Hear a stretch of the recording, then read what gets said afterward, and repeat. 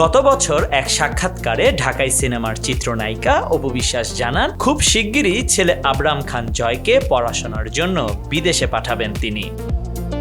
এর কারণ হিসেবে পরোক্ষভাবে বুবলির সাথে তার কাদা ছোড়াছুড়ি, শাকিব খানের বিয়ে বিচ্ছেদ নিয়ে বিভিন্ন সময় নেতিবাচক খবরকেই ইঙ্গিত করেন অপু।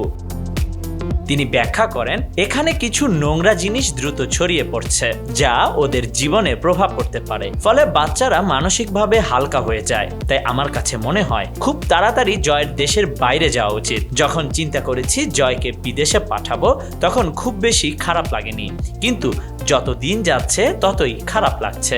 তবে খারাপ লাগলেও কিছু করার নেই, সন্তান ভবিষ্যৎ গড়ার দায়িত্ব তো বাবা মায়েরই। তবে নতুন বছরের শুরুতেই অপু জানালেন, জয়কে বিদেশে পাঠানো নিয়ে তার চিন্তা ভাবনায় পরিবর্তন এসেছে। এর কারণটি নাকি বাবা ছেলের মধুর সম্পর্ক। সম্প্রতি এক সাক্ষাৎকারে অপু বিশ্বাস বলেন, জয়কে বিদেশ পাঠানোর সিদ্ধান্তটি আমার ও তার বাবার দুজনের পক্ষ থেকেই ছিল, কিন্তু জয় ওর বাবাকে ছাড়া থাকতে পারবে না, ফলে এই সিদ্ধান্ত থেকে সরে আসতে হবে। বাবাকে ছাড়া থাকতে না পারার কারণ ব্যাখ্যা করে এই নায়িকা বলেন, আসলে জয় ওর বাবাকে প্রচণ্ড ভালোবাসে, ওর বাবাও ওকে প্রচণ্ড ভালোবাসে।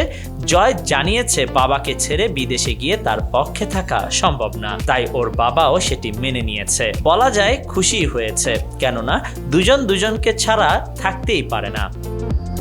খানিকটা মজার সুরেই অপু বলেন, জয়ের চোখে পৃথিবীর সেরা হিরো ওর বাবা। সে নিজেই ওর বাবাকে ভয়েস মেসেজ পাঠিয়েছে, বলেছে, বাবা তুমি অনেক স্মার্ট আমার চেয়েও। আমি ওদের কথা শুনে হাসি। Khandakar Ishtiaq, news now 24।